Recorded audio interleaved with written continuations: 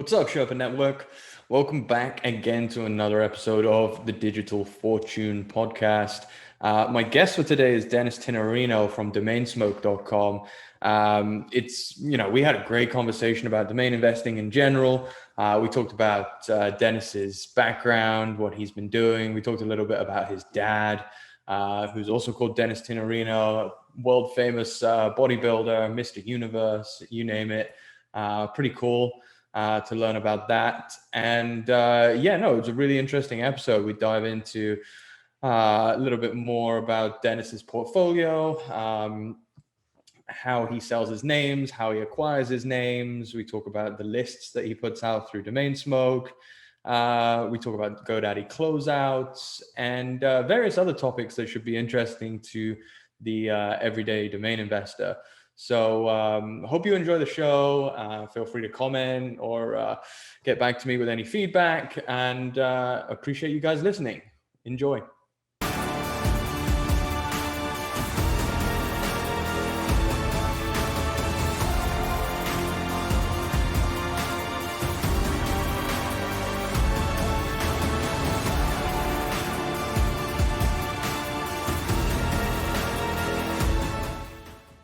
Hey everyone, and welcome back to the Digital Fortune podcast under the DomainSherpa Network.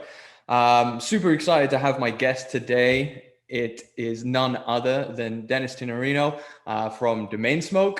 That's domainsmoke.com, and you guys have definitely heard about Domainsmoke because I've said them on every single episode for the last year. Welcome to the show, Dennis. Hey, it's a pleasure to be here. It's like if I've been here every time. But I know, it really is. It really is. It's about time I had you on. I'm super excited. I feel like I got to be honest. I think that you might be the nicest person in the industry. Thank you. You know, I do my best. I honestly do, and I hope that spreads out to other people. That's the whole thing. Trying to make other people's days better is Dude, I think definitely cool. you do a good job at that. You're always bringing positivity. I don't think I've ever heard anything even slightly negative come from you, no matter what.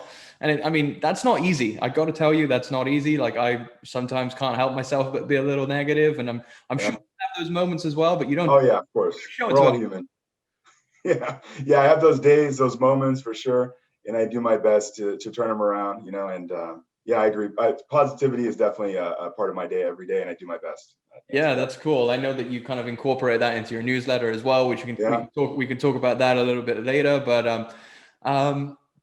But for everyone that doesn't know you, and everyone who listens to this should know you, but the people that don't know you, why don't you give me a little bit of a background on yourself, just kind of like high level? Sure. So a little bit about me. All right, let me start with my family because it's an interesting thing that not many people know about, but I think is really cool. So my dad, Dennis Tinerino, we have the same name. Great name that I have, by the way. He's 4-time Miss Universe. He was a professional bodybuilder. He bodybuilded almost 30 years across multiple decades, from the 60s, the 70s, and even into the 80s, into Olympia, Mr. Olympia, all those contests, right? With people like Lou Ferrigno, Arnold Schwarzenegger, all those top guys, right? Arnold Schwarzenegger used to sleep on my grandma's couch. So it's super interesting. My dad, growing up, this big bodybuilder guy, big muscles, right? But he's the sweetest guy in the world, right? And so that's my dad, professional bodybuilder. He's in the golden era of bodybuilding. So when you look back and you see those things, days of like Venice Beach, all the people hanging out outside, working out, that was my dad. My family came from New York, moved from New York because my dad's like, I need to get out of here. All this stuff is happening in LA. Arnold moved there, Lou Ferrigno's going there, all this stuff that's anything body related on the West Coast. So before I was born, my family moved over here, and it was just us. And then my dad started out over here. And my dad retired. He started when he was 14 and then retired when he was about 42. So he bodybuilded for almost 30 something years. It was really amazing, and had a great time doing it. So that's sort of a celebrity there. Everyone check him out. You'll see a lot of stuff online about him. He is a great guy as well. That's where I learned a lot from.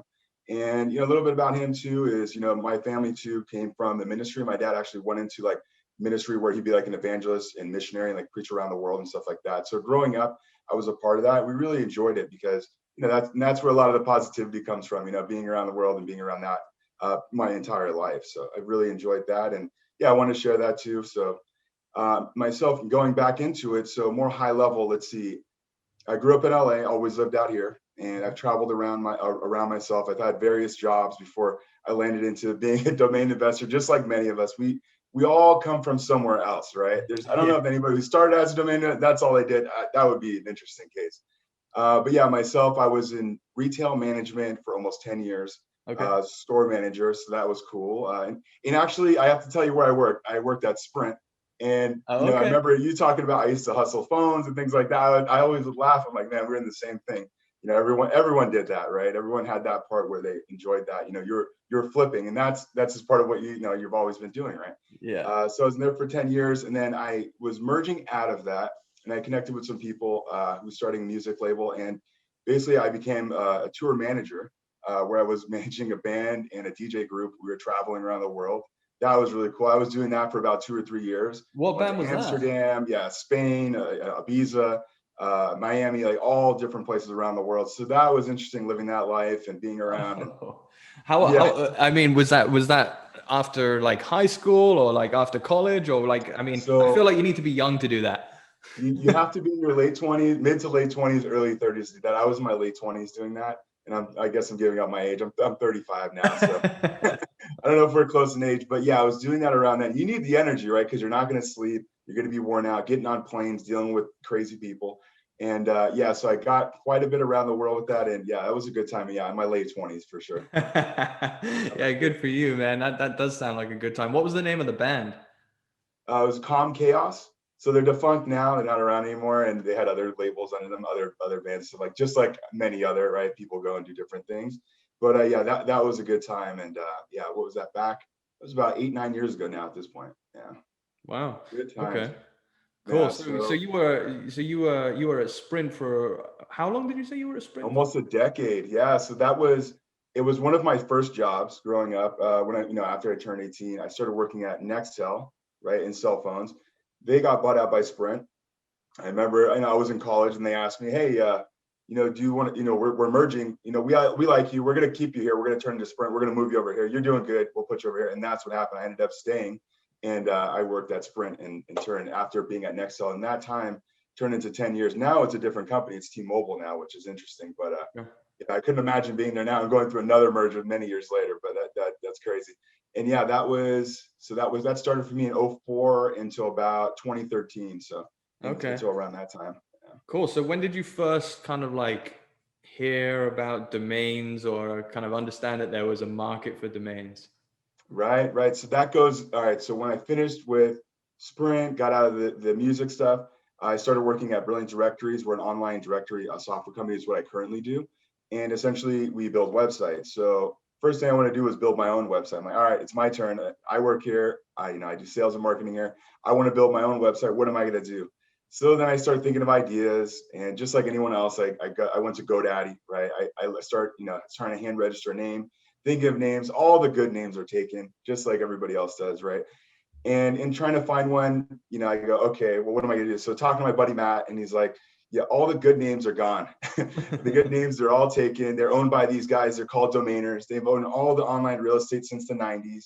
And, their good ones are gone, but, you can look around. I'm like, all right. So I looked around. I remember looking for maybe 1 or 2 weeks, and I finally found something that worked.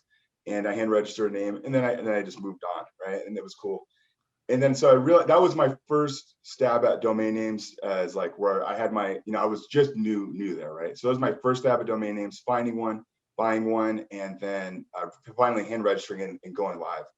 So it was about 2 months later. This is a good one. It was about 2 months later where I wanted to start another project, and now I needed another domain. I didn't buy any domains at that point. And 2 months later, I go to GoDaddy again. And I remember I started typing in names, and I ended up at a landing page for a name. And it said, put in, and I was, a rookie at this time. I didn't really know much about the industry. Put in your name to get a price quote. Say, oh, okay, I wonder how much it is, right? Put in my name. I get a reply back from an Afternic broker. Hi, the domain name you're looking for is a minimum offer of $60,000. I'm like, whoa, $60,000. I don't know. Thank you so much. I could possibly pay 500. So I was that, right? I was that guy that we all don't know, that he doesn't know what he's doing. Why are you lowballing me? But I honestly didn't know at that time. And so I remember seeing that, what she said with this broker, was a woman. She said, hey, why don't you look at Afternic? There might actually be some names available like in your budget or your price range. So I remember going on there and then a light bulb went off. I'm like, whoa, if people are here on Afternic selling these names, how are they buying and selling? What is this $60,000 thing about? I want to learn more about it. So I did research on Afternic, and I put together that I knew how to hand register some names. Like I could, just like all the people from the beginning, I'm going to go and buy some names, figure some out, and see what I could do. So I remember I hand registered 4 names, and I followed Afternic how to list them for sale, put them for sale, and forgot about it. It was just 4. I just went about doing my other things, and I kind of moved on. Well, I looked back. I remember this. 49 days later, I looked back, and then 49 days went by exactly to the date. I checked my email. Your domain, blah, blah, has just sold for $700. I mean, at that point, I literally fell off my seat. I didn't know what the heck happened to me. I'm like, wow, I struck gold. I did something right with my life. Thank God. But it was just so crazy because, yeah, that happened. And then I go, okay, well, what's this domain stuff about? I got to find out more, right? And so I found out that's what really kicked off my journey was, launching my first website, putting an inquiry on a high value domain. It was a one-word domain, a plural one-word domain. Putting that and then finding out about Afternic and the light bulb went off, and then buying and selling the first one there. The other ones that I registered, I dropped those. I remember going back, those were no good. And then I started just researching more, and then I actually had found DomainSherpa, and I just started watching, and all the stuff I picked up. I learned about the GoDaddy auctions, how to buy expiry names, expirednames.net, all those things were really helpful. And that's what kind of just moved me along my journey after that first initial sale, because I didn't know what I was doing, but I luckily found GoDaddy auctions, was able to, learn where their names were coming from.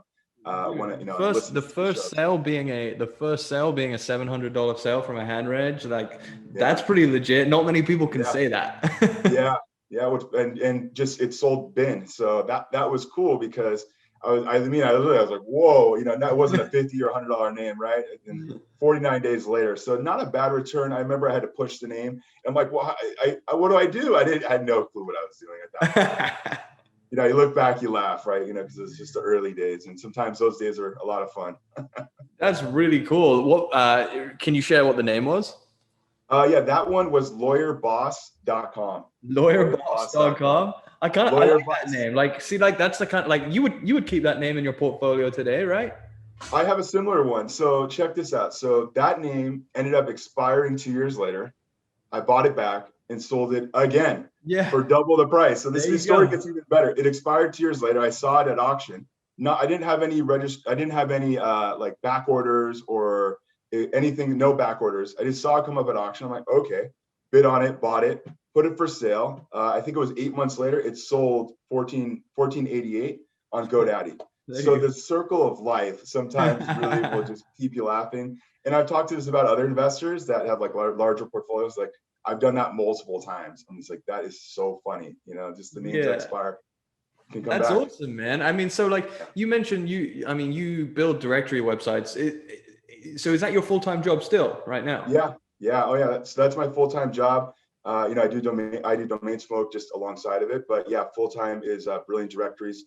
We're a membership directory, online directory software. So building websites where anybody can have a membership website with recurring billing, lead generation, banner advertisements, just selling, basically selling like memberships as a website. So is that your business? No, it's not my business. I work there, and it's been great. Yeah, it was founded here in Santa Monica, Marina Del Rey. So it's been a great business. It's now been online for almost 10 years. There's over 30,000 sites, and it's a growing company. Okay. Yeah. Very cool. Very cool.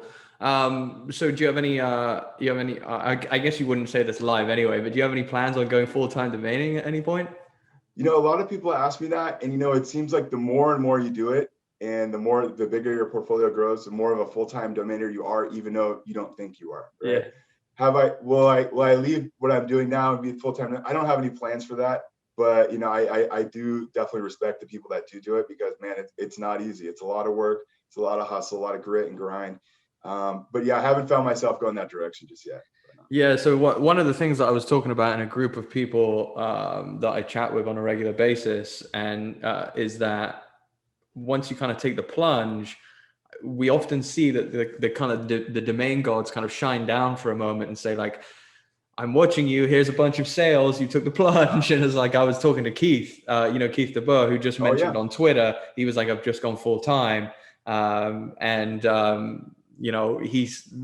said it was a great decision because suddenly I've had all of these sales. And I know that I went full time last year. I had an unbelievable year last year, and I couldn't have been, more thrilled that I took the plunge. But I think like when you take that, and you decide, okay, I'm all in on something, whether it be like a full-time job or whether it be like, domain investing or whatever, when you go all in on something, I don't know, I feel like that drive and focus helps like bind everything else together so that, you actually have more success than you could possibly imagine. It is a thing about focus. And I'm sure you understand that with your full-time job as well. It's like, if you really concentrate on one thing, you'll be surprised at what you can accomplish. Yeah. Interesting. No, I'm totally with you there. And yeah, that's super cool. I think, once you build up and you have that cushion and you have that drive and that focus, your back's up against the wall, this is what you have to do. And you run anything that, if you run it like a business with that focus, you're going to take it seriously and you're going to have to make it happen. So yeah, I think that's really cool. How many domains do you have at the moment?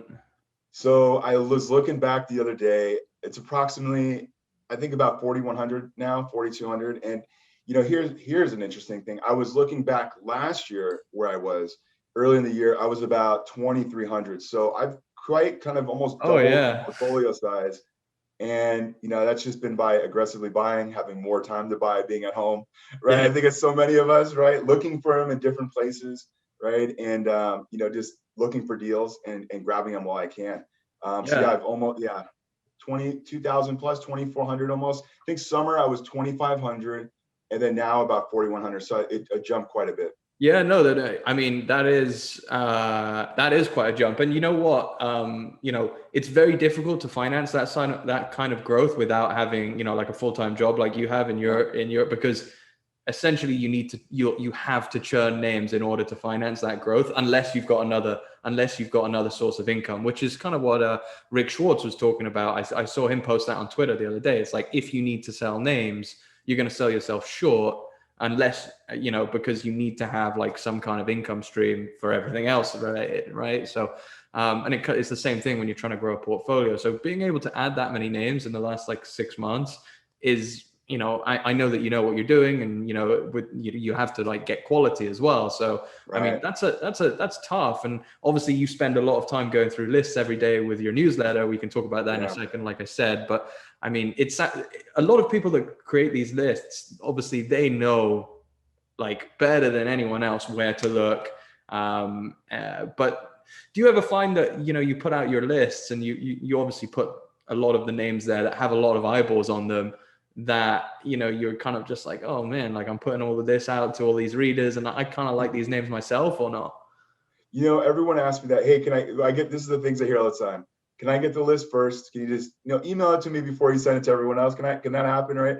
And the second one is, how do you not buy everything for yourself and share it with everybody? If, you're in there every day. I'm like, well, let me tell you, every day I'm a kid in a candy store, because I look at these lists and I'm like, oh man, I want this one. I want this one. And yeah, it's really hard not to want to, it's really hard to not just want to keep them all for yourself. But that's sort of what spawned me doing the list in general. Was I saw so many good names going to auction and I wanted to share them with anybody. But to go back to your question, no, I just ended up sharing. I share all the names with everyone because I've learned, there's more lists in town, right? If I don't share it, somebody else is. And I don't mind bidding against people if I really want that name. Once that name is out there, I mean, everyone's seen it, right? Of course, there's those sleeper names that, you might find, or, something against everybody else. But, I just share the names. I just found it's easier that way.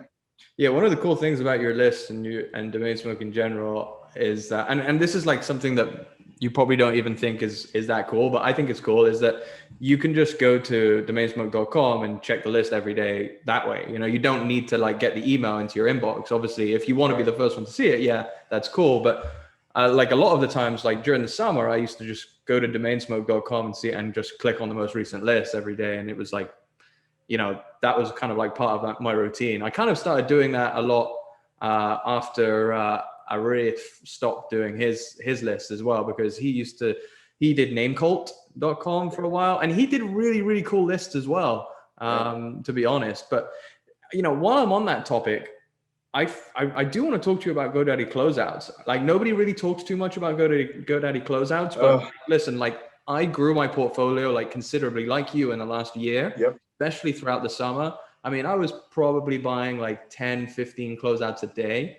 Yep. Me too. And I don't buy any anymore. I don't know about you, but I buy zero, literally zero. Oh, yeah.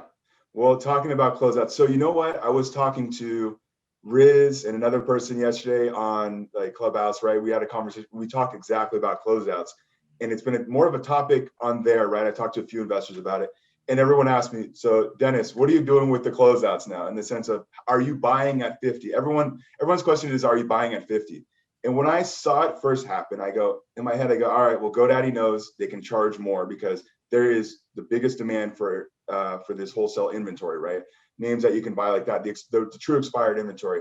And basically, I told myself, all right, if it's $50, the first thing I think is, would I pay $50 at the auction for it, plus the $8, so almost $60? Would I pay $60 at the auction for it? And if it was a name that I was going to take a flyer on for $11 plus the 8, so $20, for instance, would I have to compare it, like, is it a $60 name or an $11 name? I would take a pass at that one for 11, but for 60, I might want to buy two names at 60 that are better and I might want to buy one name for two of the $60 names for $100 rather than two $60 names that are not so good, right? So what I've looked at it is, I wanted to sharpen my skill as an investor. If I'm going to pay that 50 plus, it's going to be really good. On the $11 ones, maybe last year when they're all $11 and under, I was taking a flyer on some names, but at that $50 mark, it's either you buy it at 50 or someone else might buy it. There's the newer investors who weren't like, we're seasoned, right? We've seen the 11 and the $5 closeouts when they're 10, but the people who are coming around, which we all know there's a new wave of investors that have come around. They don't know about we're jaded, right? We got that $11 price and we see the 50. It's like, come on. Yeah. Right. So we're all jaded. So I think the newer investors, as time goes on, no one will remember that it was $11. It's just they're 50. But yeah, it's seeing having that price point change has just made me be more pickier with the names I'm buying, especially at the $50 range. Yeah, me too. I find it that I've also, I mean, here's the thing. There's a lot of names that I picked up for $11 in 2020 that I look back and I go, wow, I like that's a great name. I would pay like 100. Yeah. I'd pay 150 for that name. But when I see the closeout lists now, when I see the names that get to closeouts now, I feel like the quality has gone down as well. Like I have a pretty good eye for things, and I have a lot of different filters set up, as you probably know those kind of I have a lot of filters set up. I have a lot of keywords that I look for, and yeah, the quality is for the type of names that I'm looking for has definitely gone down. So the price has gone up and the quality has gone down. Right. So I just personally, I can't do it right now. Once in a while, I'll go in and I'll check, but I just get frustrated. Yeah. Because you only have so much time, right? For me, I'm trying to spend time hunting for top tier one-word.coms, top tier two-word.coms. I'm looking at snap names. I'm looking at NameJet. I'm on the drops. I'm looking through drop catch, and you only have so much time, right? So if I spend a lot of time having to go through all these closeouts as well, and I'm not finding as much, it starts to take a toll on what I'm making, I guess, per hour. Right. So Right. yeah, I don't know. I'm not a fan. Yeah, I've talked to my rep about it. I'm like, well, what's going on? He goes, well, this is what my rep had told me. This is supposed to kind of help against the people who are with the bots that are catching. They're not going to be catching at 50 as much. Like, well, they're just going to be bidding. Every auction, GoDaddy auctions has been on fire lately. I don't know if you've been in there, but the auctions have really shot up, and it's interesting. It comes in waves, in my opinion, but I feel like it's really up right now, and we'll see. Yeah. I mean, there's a couple of names on your list for today that I look at and I'm like, a lot of these names are they're gonna go for a lot of money. They're Right. gonna go for a lot of money. Where when I got started in 2015, 2016, not so much. It's like swipelife.com, right? I saw that on your list. Oh yeah. Swipelife.com is got 2 hours left. It's already $1,700. Wow. And it's just like, whew, like $1,700 for Swipe Life. I mean, that's a cool name, but like that was like a $3,000-$4,000 retail name 2 years ago. Right. Life is a popular keyword, And I feel like, yeah, that name at wholesale, what do you think of last year? A couple $100? Yeah, maybe like 500. Yeah, I think under that, in that range. Yeah. Yeah. 1,700. It's not even done yet. Wow. That's up there. Not even done yet, and there's a lot of that. Honestly, when there's a really, really good name, I think one of the things that good domain investors have an advantage of is recognizing a name that is really, really strong. I'm talking like you can ask like, you know, much more than what the average investor thinks it's worth. Like you can maybe ask like 5 figures, low 6 figures or something for a name that, you know, is on GoDaddy auctions, and then you can feel like you can pay up to maybe like 5K, 6K, 10K, whatever it might be. But like being able to recognize what's like a good name versus what's a great name is actually, it takes a lot of time. It takes a lot of, study in the industry, and it takes a lot of sales as well, right? The best thing that you can do to understand the market is sell a lot of names. Oh yeah. Right. That's so true. Or study sales. And watch what sells. Yeah. Watch what sells, sell a lot of names, watch the auctions. That's how I learned a lot. Was in the beginning, I was watching, even though I wasn't bidding and I wasn't buying because they were just names out of my league at that time.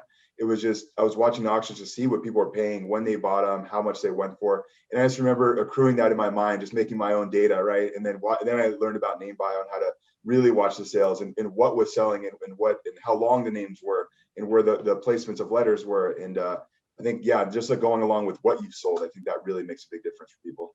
For sure. So what kind of tools do you use on a daily basis? You obviously use name bio. Yeah, so name bio, definitely. GoDaddy auctions, expireddomains.net, some of my main tools. Estabot, I use them a lot. One thing I like about Estabot is a portfolio manager. That's been super helpful to find and track domains that I currently own. Because once you get a lot of domains, sometimes it's hard to go back and find them all. That's been super helpful. Excel spreadsheet. I think we're all Excel spreadsheet masters at this point. That's been really helpful of just finding and tracking all my names, because my portfolio is split up a little bit. Like I have brandable names, so finding and tracking some of those, and what you've submitted, what I haven't submitted. I'm doing my best to hold them all together in one place. So definitely Excel has helped me out a lot with that. And I'd say those are probably the main tools that I've been using lately. Get money.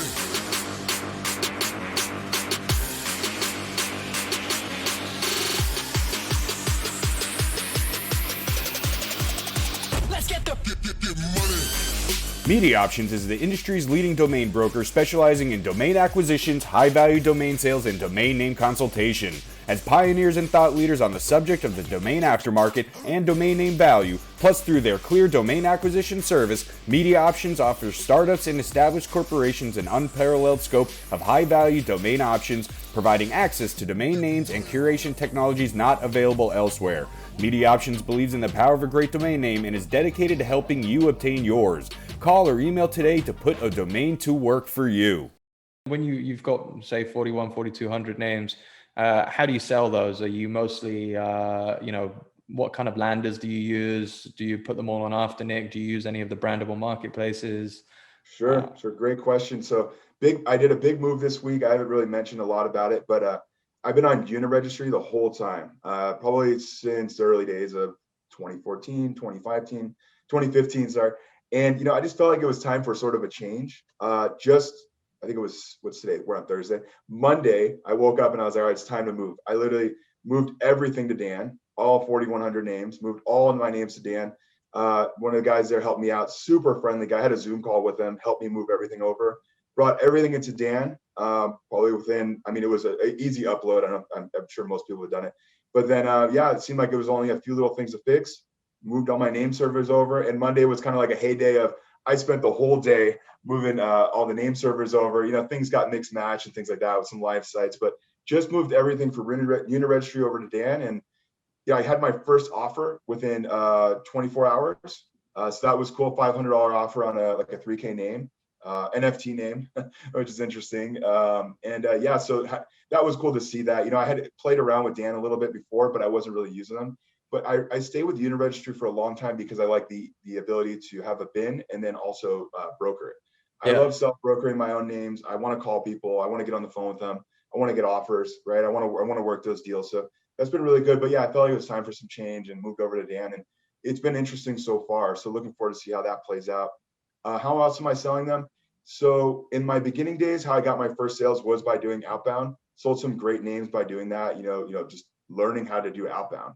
I didn't have any like official formal training of outbound, but I learned how to use LinkedIn, how to go on contact forms on people's websites, how to research people. And probably one of my better sales that I can share would be I sold vapenews.com back in, I think that was like, I bought it at GoDaddy like 2014. I think it was back in like 2016. I sold that one through outbound, and that one sold for about $6,000. So that was a great sale. That's a Yeah, the really guy good actually outbound sale. Yeah. Yeah, it was a good outbound sale, right? I held it, I sold it, and then that actually turned into a live website. It was a directory website. It turned into a directory website for vape news around America. So that was interesting at one point. I don't know what he's doing with it now, but yeah, that was an interesting play there. So I did that, and then I kind of moved away from that. And when I was brokering, I had created a portfolio, and that was where Domainsmoke started. So I started Domainsmoke website to have my names on a website. So when I called people to let them know, hey, I'm doing this, I look like a legitimate business rather than guy, hey, I have this name, there's a landing page.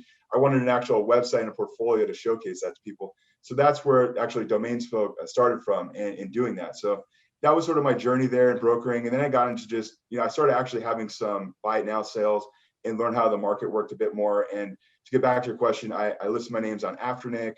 I was listing at Flippa. Just the other day, I had I think there was like 3,000 or 4,000 domains there. I deleted my entire Flipper portfolio. I learned that it was a lot of spam, a lot of scammers on there, and names listed on there just aren't getting visibility. Yeah. So it just felt like almost a liability to have my names listed there. So I just deleted the entire portfolio, which actually it was a breeze to do that. Yeah. List everything on Sedu, right? Sudo. That's been really good. At least there was probably like December and January. I had a lot of sales in there, which traditionally I didn't, which I found interesting. A lot of like 3888s, 4888s. So it was good to see some cool sales coming through on Sedo. I was interesting. And, I always wonder, why buyers go there versus somewhere else, but, buyers are everywhere, right? And that's a European, focused marketplace. So always interesting. Have you got any tips for people people like me who would list on Sedo, but just can't deal with the fact that your names can't get verified? No tips there. Well, the only tip would be if you have privacy on, right? You got to shut off the privacy and then do the TXT file record. I mean, that's all we can do, and just track it. I don't know. I've called them. The problem is with TXT file record is that you can't do that in bulk with GoDaddy. Yeah. And I mean, you can change all the name servers, right? That's the only real way to do it in bulk. Right. I don't know. You got to do it ahead of time. It's a tedious process. Like, I submit them all, and it's like you're just rolling the dice to get that email. Oh, your names are ownership verification to see which ones come back. And it used to be they let you send a screenshot of the domain in your registrar to do it, but I think they went away with that. It doesn't really work anymore. I mean, they should do something like for decent sized portfolio holders, maybe like over 1,000 names, that they should actually just have someone like jump on a quick Zoom call and just verify, go through your GoDaddy account or whatnot. I mean, it's kind of frustrating. I would like to list some names on Sedo, but I can't do it. I can't go through that process. No, you and everybody else. I mean, myself, every time I list, I go through, I open up, 4 or 5 windows, I list here, and I'm just like, all right, well, let's see what happens. And then that email comes 20 minutes later. And I hate having name servers there because, I don't know what's going on, right? I just feel like it's not as comfortable as if you had it at like your own real parking page, And like I learned from you the importance of having a landing page up the same day when you reported that sale you had. I think it was Moonflix or something like that. Oh yeah. I'll never forget when that rang. When you said that, I'm like, I will have my landing pages on immediately. Yeah. So to have them somewhere else and they're kind of like in la la land where it's not really connected, like with what they asked to do there, that's kind of tough for me, right? Yeah. That's to just have them pointed elsewhere for a while. Yeah. I talk with I talk with a lot of people in the industry, and some, people with very, very, very large portfolios, in the tens of thousands, some even, above 100,000. And I think statistically, if you buy a name, it's actually, your chances of selling it quickly, like within the first couple of weeks or days, is actually like a lot higher than the rest of that year. Wow. So like, just because like a lot of people, will drop names unintentionally, and then they'll realize that they dropped them, and then they'll just go and try and buy them back like quickly. There are people that the other side of that is people that have been watching a name, right, realize that it's taken and don't really understand the domain industry. So they think that, okay, the domain is going to delete on this day. They don't place a back order or anything like that. They think they can just be quick. And then, they go in, they see that the domain is for sale as opposed to taken, and then they just hit the bin, right? Because they just, right. So they don't realize, they just think, oh, it dropped and this is what the price is. So they just pay it. So there is definitely something to be said about getting a landing page up quickly. Yeah. And what you said is really funny. My friend who's an entrepreneur, he saw a domain that was expiring. We were talking about it. He goes, oh, he said exactly what you said. I'm just going to buy it the day it expires. I'm just going to beat them out. Expires this year. I started laughing. I'm like, all right, well, let's talk, man. We'll figure something out here. Yeah. It's like, yeah, you are going to buy it the day that it was bought, but you're going to buy it from one of us. Yeah, exactly. That's how it works. It's too funny. Yeah, dude. So, okay. So talk to me a little bit more about Domainsmoke. Okay. So like you've been, I've known about Domainsmoke for about a year. And I think you started off by doing kind of like almost, it was kind of a directory as well, right? Directory of domain investors. And it still is. You've got like people that have profiles. I think I've got a profile. Various other people have got profiles on there. But I would say mainly you're known for your newsletter, right? Yeah. So going back, so let's see, so I started doing outbound. I created the website to have a portfolio. So it's Domainsmoke started as a domain portfolio that I use with the directory software. So I easily launched that, put it together. I was like, okay, great.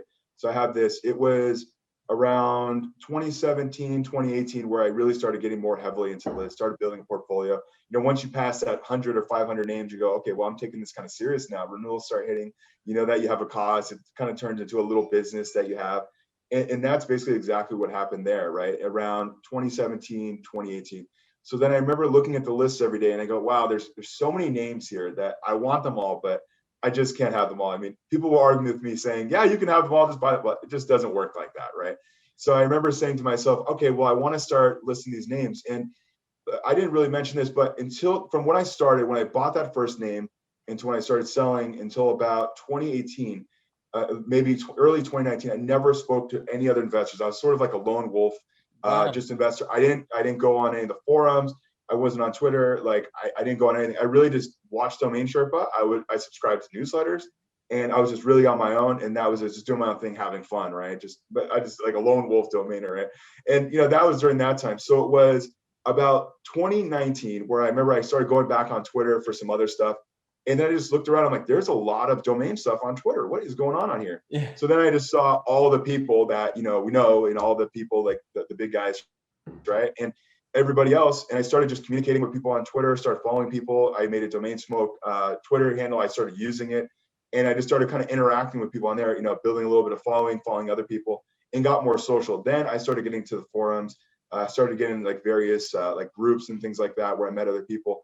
And then I learned, I was like, well, it seems like, there's a lot of people who would want to buy the names that I'm not going to buy. And then I started Domainsmoke. So that was, September of 2019 when it was first kicked off. I was just really silent about it, just, writing to a few people at that point. I think as a lot of newsletters start, you have a small thing, your early adopters. But it was then 2019 when it first started, and then rolling into 2020 where things started to pick up for me, and got a bit busier. So I think it was, when I met you started meeting a lot more people towards, mid 2020 and things like that, started to get more busy. And that's sort of where Domainsmoke took off. So started with me looking at all the names, not being able to buy them all, wanting to share them, and then thinking of how I can make it into a business and a newsletter to get it out to more people and share them with everybody. That's cool. So like, I know that I've spoken to various people about affiliate, the affiliate like income space, and, your newsletter obviously is all affiliate links. Yep. How is, how have plugins like Honey affected that for you over the last, 12 months or so? Have you noticed that you lose affiliate commissions because of people having like plugins and on all kinds of other stuff where they, it takes away those cookies? Well, not only that, people forget to click the link, right? You brought them there, but they don't click the link, right? Or they don't click it when they check out. So that's one. But yeah, those type of plugins, they hurt people like us that do put in the hard work to drive people to the auctions, go into the list. And then, an investor doesn't know that, kind of like the good guy thing to do, the honest Abe thing to do is click on the link, let them get the credit. You can go use your Honey for other things, but the people who put in the hard work and to bring you all that should get credit, and that's how we get paid and we don't get commission. So yeah, I think definitely, I mean, I'll never really know what that takes away from me from what I do sell. But it definitely does have an effect because, as if I was that customer buying on the other side and I see if I click this button, I save a couple bucks, whatever that might be with a coupon, I'm not going to really know that, Dennis from Domainsmoke is losing out, right? I just think, oh, I saved a few dollars. Oh, I'm buying all my stuff, right? So innocently, I think, yeah, it's sort of a bummer that it's out there, but it's competition, right? So I do my best in the newsletter and when I talk to people, let them know, hey, please click the links at checkout when you do buy. And if they don't follow through, it's a bummer, but we're here. I'm here just pushing because it's at some point it's tough, right, with them, right? Especially with Honey, they're right in the browser, right? It makes it difficult for everybody. Yeah, 100%. Well, everyone listening to this, all the Honey users, click on disable that and click on Dennis's links for us. Okay, guy puts in a lot of hard work. He's got a great newsletter. So let's talk about one of your newsletter sponsors, Create.com. Sure. Oh yeah. So Create.com.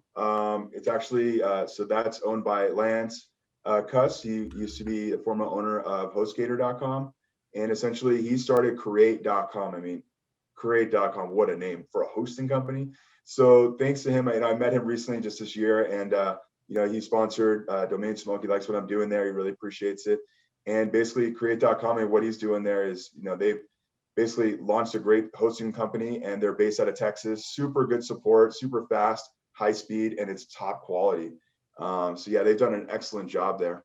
Yeah, that's pretty cool. So like Lance is business partners with Brent, right? That's right. And was Lance business owner? Was he partnered with Brent during the HostGator days?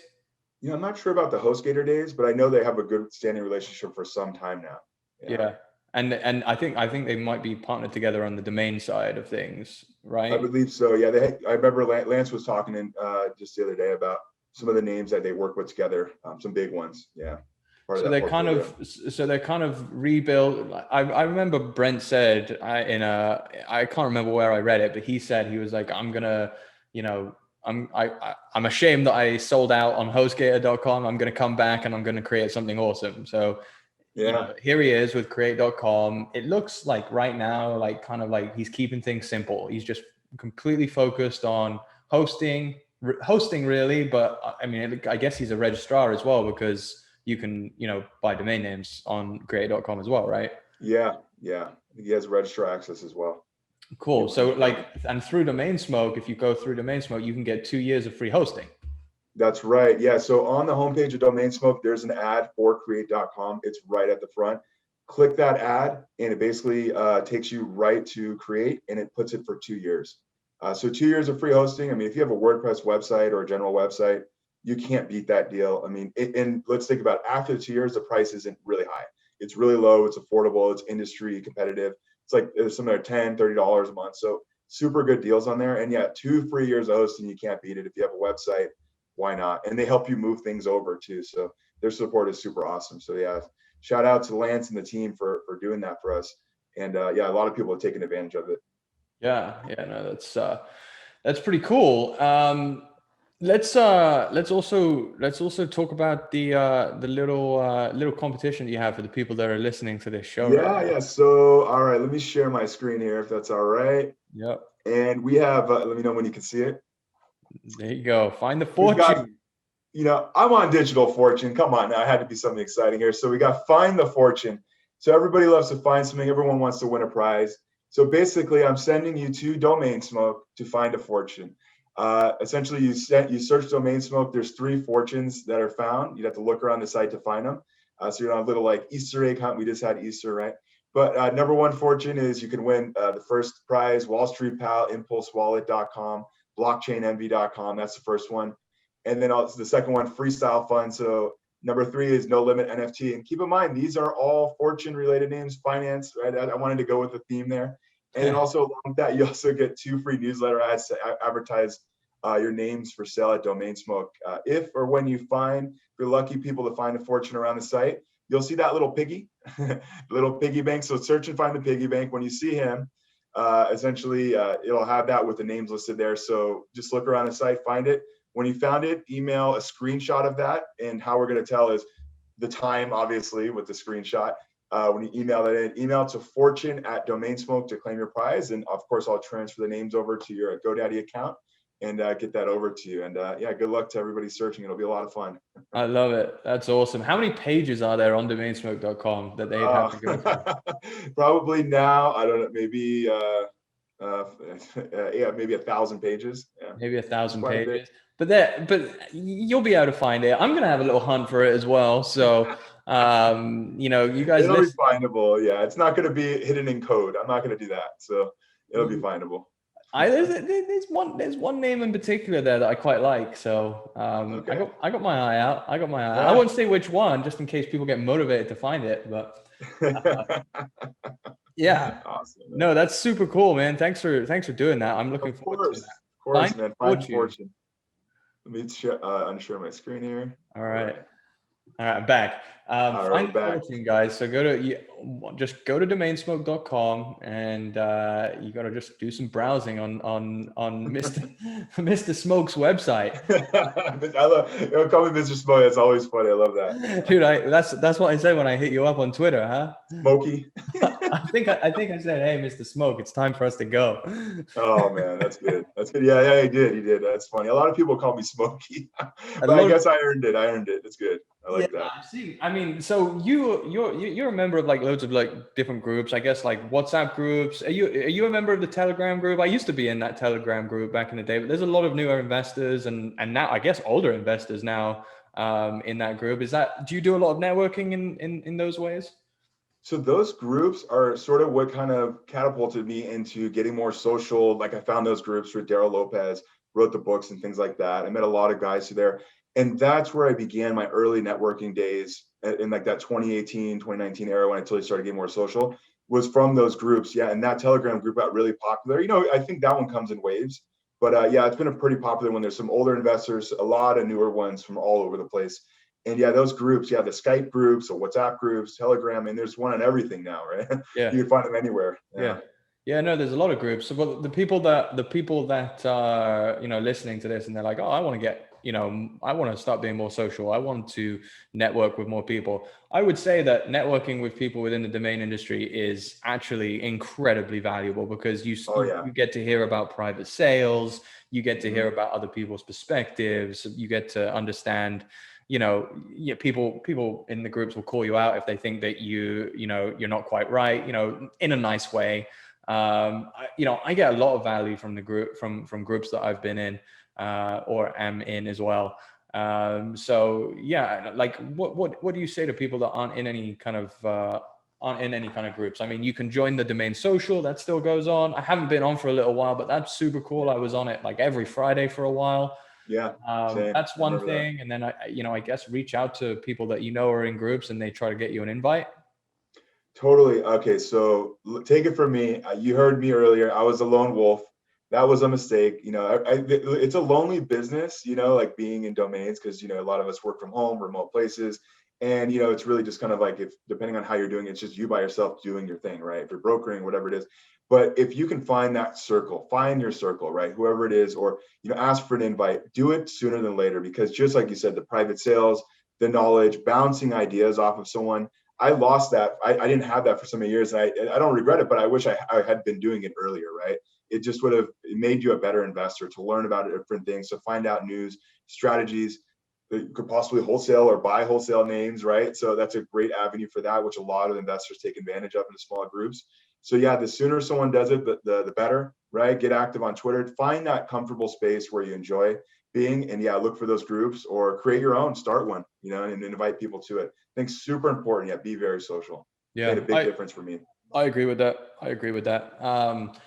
So what about for you personally, Dennis? What's the goals for 2021, both from the newsletter standpoint and then from your own personal investment standpoint? Yeah. So, okay. So all right, we'll start with the investment standpoint. So this year I've had a really good year. I had three bins in January, 3 buy it nows, somewhere close to around 9,000. And then In February, I had 2 inbound inquiries. That total sales was about 8,000.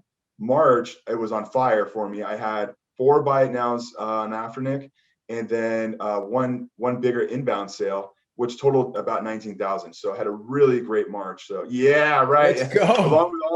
along with all the names I've been buying, and I've been still buying and acquiring at the same time. So it was a good start to the year to get things going. I sold a lot of little wholesale names, but just churning some of the lower inventory that I just needed to move.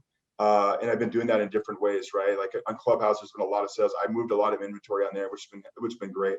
But essentially, so my goal is definitely I want to break that 100K mark this year. I haven't done that just yet. I've been shy of that a few years, but I definitely want to. That's my number one goal in my portfolio. I don't want to accrue too many names because I don't want to have too much quantity and too much to manage. I want to stay under that 5K mark in my portfolio. I'm not looking to really like aggressively pass that this year. I kind of want to just now focus on a bit more quality, but also at the same time this year, I've been going back through my portfolio and creating an even better and bigger squad help and brand bucket account so that I have names in different marketplaces. Like I always learned that having a variety of names and diversifying your portfolio is one of the most important things we can all do. If you stick your names all in one thing, you're only gonna be waiting for that one thing to happen, right? Spreading them out a little bit. So I've been doing that, putting them in those marketplaces, and that's been going really well. I've had a good acceptance there. That's been great. So that's my personal goal this year is kind of go back through what I have, submit them all to those different places so I can get sales in different channels.